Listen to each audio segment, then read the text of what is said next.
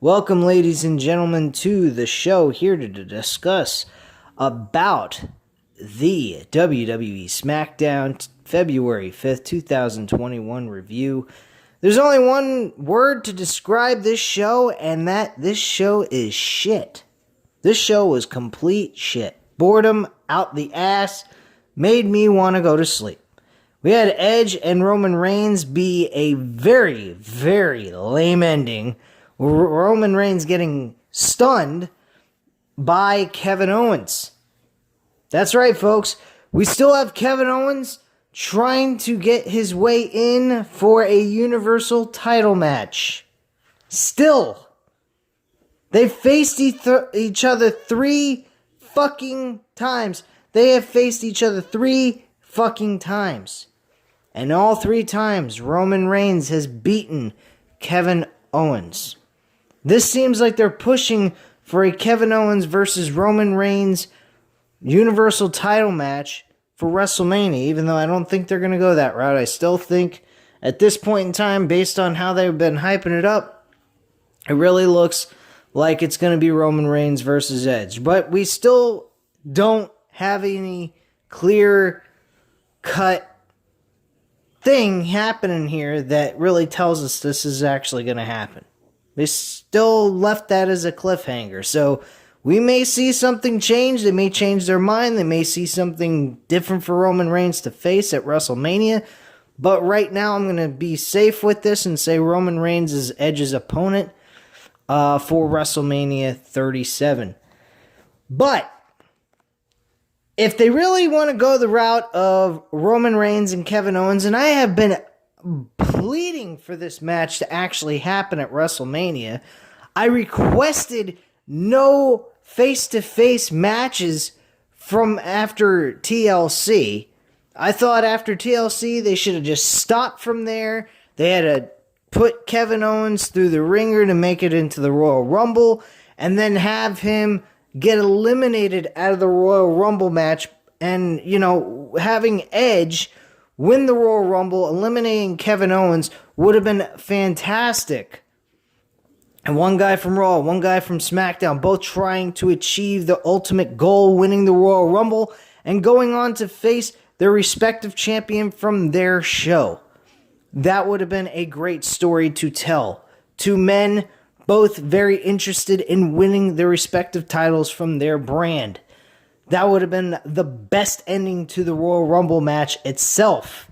Then you have Kevin Owens go into the Elimination Chamber and win to earn his final shot at trying to face Roman Reigns for that Universal Championship because the door was closing on him, but he manages to win the Elimination Chamber, ultimately facing Roman Reigns at WrestleMania, and then Kevin Owens achieving the ultimate goal and beating Roman Reigns, and finally becoming a real legit WWE superstar in the making as a legit,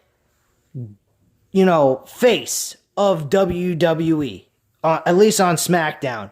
That is what I would have done. They were building a great story around it. All they had to do was keep Roman Reigns and Kevin Owens apart all the way until WrestleMania, and then we get that WrestleMania matchup with them doing their second match and rematch for that title. That's how I would have done this, and they fucked that all up. That ain't gonna happen. There is no fucking way they can actually make this work and make it legit where people are going to care. They had to stop after TLC for this match to actually work. Now, I don't think they're going that route. I think this is just a ploy to put Kevin Owens in the Elimination Chamber, ultimately making him lose. I don't even know what they're going to do. I don't know if they're going to have Roman Reigns defend the Universal title in the Elimination Chamber, and Kevin Owens is actually going to be in the Elimination Chamber match to compete for that Universal title anyway. So I'm not sure. I'm really not. Bottom line, this was garbage. It left us with just a bullshit cliffhanger for us to have no interest in. I really don't care. at this point. I'm at this point burnt from this whole Edge situation on who he should face for the title at WrestleMania. I think it's being overdone. I think it's overkill, really, to be honest with you guys. And I think they should just get to the point and actually have Edge make his decision at some point next week, at least, letting us know what to expect and give us some kind of bill going into Elimination Chamber so we know what brand is having to look for their number one contender for their title on that brand. Because Edge needs to make a decision now. So does Bianca Belair.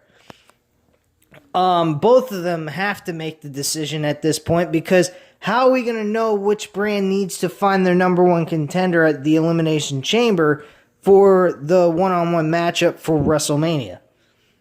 That's something they're not acknowledging yet. So it's kind of stupid. I think they really need to make that decision quick and get it out there to the general public on this. The rest of the show is crap. Yeah, Daniel Bryan loses to Cesaro by submission. He tapped out in the sharpshooter. I cannot believe Daniel Bryan loses.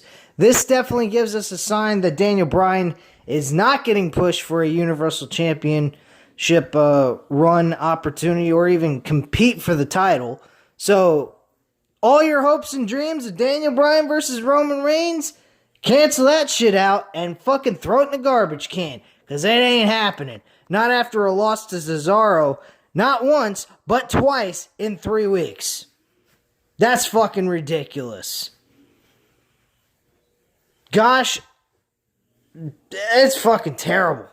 Really, I'm lost of words. I really don't know what to say. It was just garbage booking there. I don't know why Cesaro's getting a win. Are they going to plan on pushing Cesaro? And Shinsuke Nakamura was a side note on this match. He was actually shown backstage watching the match unfold before our very eyes. So I don't know, folks. I don't know what the fuck they're doing here. But Daniel Bryan looks like he's going to have no relevant opponent to go against at WrestleMania. And he is an active performer who's not on the sidelines with injury or anything like that. Seth Rollins versus Daniel Bryan, based on the situation for Daniel Bryan, would be a good match, but there's one small problem. Seth Rollins needs a win. Daniel Bryan needs a win. They both need a win. How are they going to make this matchup mean anything if one of them's got to lose? I'm sorry. The match sucks because both of them need the win. They both need the win. They are starving for W's at this point. And all they're doing is getting beat constantly. Seth Rollins was gone from in-ring performing for the last 2 or 3 months because of what's going on with his wife being pregnant. But still, you don't forget the losses that Seth Rollins was enduring while he was on WWE television. So he would have to go over on Daniel Bryan, and Daniel Bryan needs to go over on Seth Rollins. So the match is like a double-edged sword. Damned if you do, damned if you don't. It's fucked.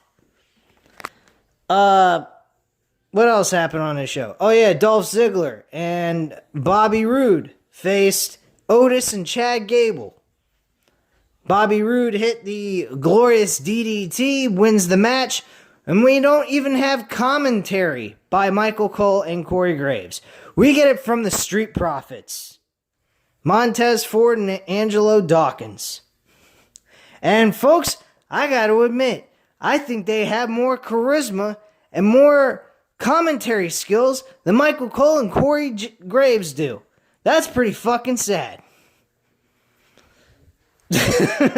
Really, to be honest with you, I think fucking Those two guys from the Street Profits were more entertaining than the fucking match itself. That's pathetic. We also had, what's the match? King Corbin going up against Dominic Mysterio for a third week in a row. Why?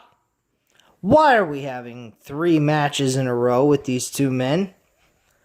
Why don't we just get them to build a match going into a pay-per-view, have them settle it there, and then end it? Instead of having 3 weeks of the same fucking match. I don't know, folks, but Dominic Mysterio wins with the help of his father being underneath the ring, holding Baron Corbin's leg, and then Dominic Mysterio does a 619 to the outside while Baron Corbin's leg is stuck by Rey Mysterio. So you go figure that one out, and then he hits a frog splash from the top rope and wins the match for a 1, 2, 3. I don't know. I really don't. Bayley, she wins her match against Ruby Riott. Connects one of her other signature moves, not the Bayley to belly suplex. It's some faceplant maneuver. Kind of similar to the skull crushing finale, but 10 times better than that, and it doesn't look so fucking weak like that move. But my point being is, she wins the match. Billie Kay interferes in the match, causes somewhat of a distraction, trying to assist Ruby Riott in the win, and it ends up being a backfire, and Bayley wins. Bianca Belair comes out. She's trying to, put some ideas in people's heads on who she may be facing at WrestleMania for the Women's Championship. I got my opinion. I will definitely upload a video on that later on this weekend before the Super Bowl or sometime tomorrow.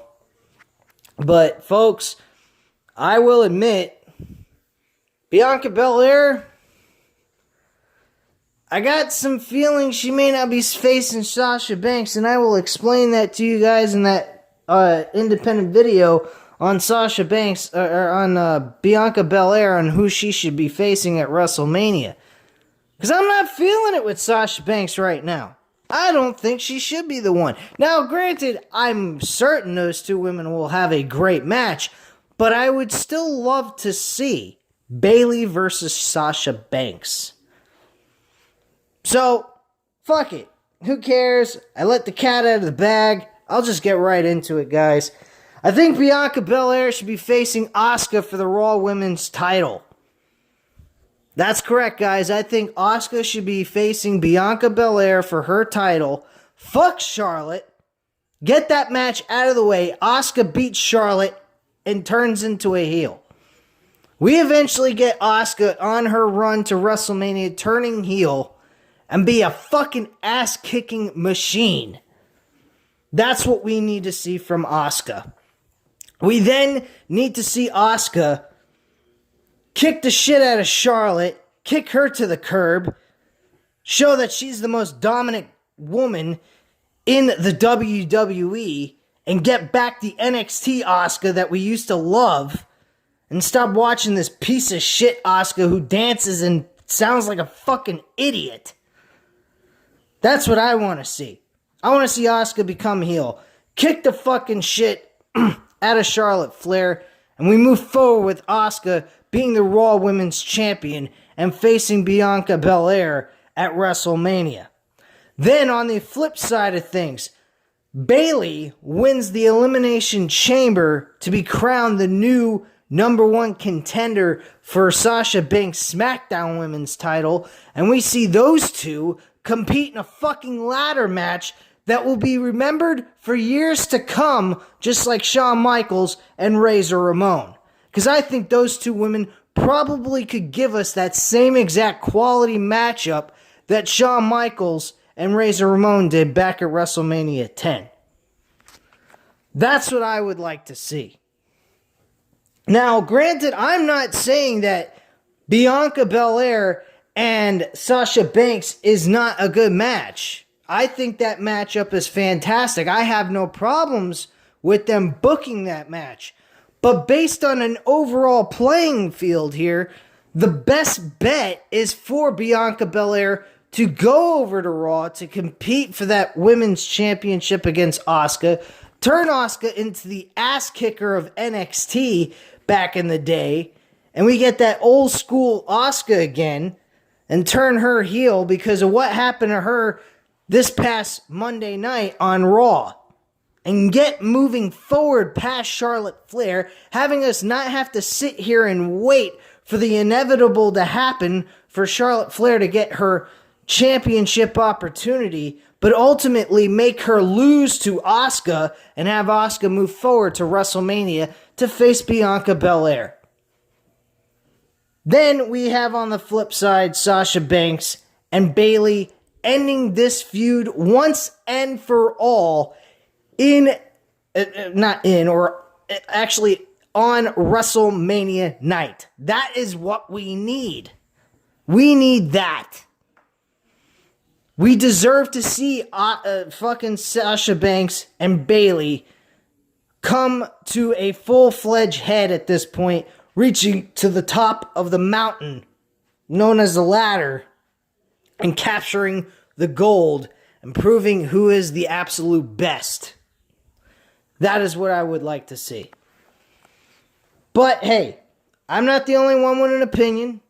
I don't think either end, either spectrum you go with is bad.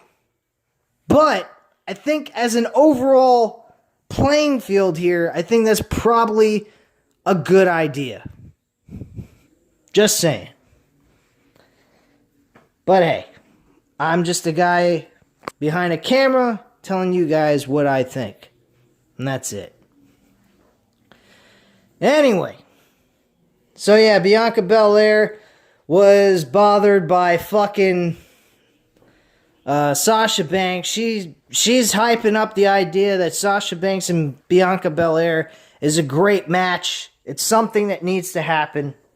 And I totally agree with it, but like I said before, an overall playing field would be the best thing to look at the overall landscape of the women's division for both championships. I think that would be the best idea. We then had also in that segment with Bianca Belair, we had fucking Reginald, Carmella's butler or whatever he is, showing up, telling her that she ought to go face Asuka anyway. Now, granted, let's be real here. Asuka, the way she is now, looks like a person that Bianca could actually beat with no problem. But if you turn Asuka into the old Asuka from NXT, you're going to see Bianca Belair try to overcome a fucking mountain of like what Asuka is. She's going to have to overcome big time odds. Because the old Asuka should be able to beat anyone's fucking ass. And be very dominant. And that's what we need Asuka to be at WrestleMania. But we're being convinced that this idea of Bianca versus Sasha Banks is a guaranteed thing. I don't think so, but at the same time, I'm not against it. And I've said this about 4 or 5 times now in this review. I apologize if I'm repeating myself. But anyway, I truly think that this segment was pretty good, and she just said, I'm going to think about it. I want to relish in the fact I won the Royal Rumble. It was a very difficult thing for me to do, and now I want to kick back and just make my decision as we get closer to WrestleMania. And I recommend making that decision before the Elimination Chamber, so we know who's going to be able to face who at WrestleMania for what title. But, yeah. What else happened on this fucking show? I think I covered all of it. Oh yeah, we also had the Intercontinental Championship match, which was a good match overall. Don't understand why the fucking match had to happen. I don't know why. I don't know why this match couldn't have been on the Elimination Chamber pay-per-view. I mean, to be quite frank with you, I really don't care if this match would have happened at all. Because Sami Zayn's already lost to Big E. Fucking Apollo Crews has lost twice to Big E for the Intercontinental Championship. And now both men are getting a shot for the Intercontinental title. And then ultimately, both of them lost anyway to Big E at the end of the day. So what happened here? Apollo Crews had the look on his face that would burn most people's heads off. I mean, he was burning a hole through fucking Big E's back. Since his back was turned, he was celebrating on the top turnbuckle. But you get my point. I don't know what's going on with Apollo Crews. It looks like he's going to be turning heel eventually. I hope that leads to him being part of the Roman Empire, the Samoan table, whatever the hell you want to fucking call it. I think him being with Roman Reigns would be a good benefit to him. Might actually build him up and make him a better, well, he's not a terrible performer, but make him build a character that people can get behind and actually value a lot. And eventually see him make it in some kind of, higher importance in the WWE, I should say. But overall, outside the Intercontinental title match, the rest of this show is just fucking boredom. Really, to be honest with you. This was just trash. I really couldn't believe what I watched. I sat through 2 hours. Well, I didn't sit through the full 2 hours.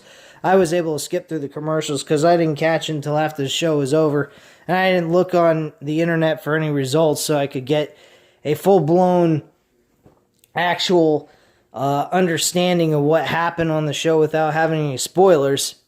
But this show was trash. Really, I mean, I don't even understand what the fuck I watched. This was all hyped up for Edge, and we didn't even get nothing close to an answer besides just flat out, more than likely, it's going to be Edge versus Roman Reigns. Because there ain't no way in hell we're going to be seeing fucking Roman Reigns versus Kevin Owens for the Universal title at WrestleMania 37. No way. Not for a fourth time. Ain't fucking happening. That is completely pointless. But anyway, guys, that is the review. That's all I have to say on this episode. That was a complete load of shit.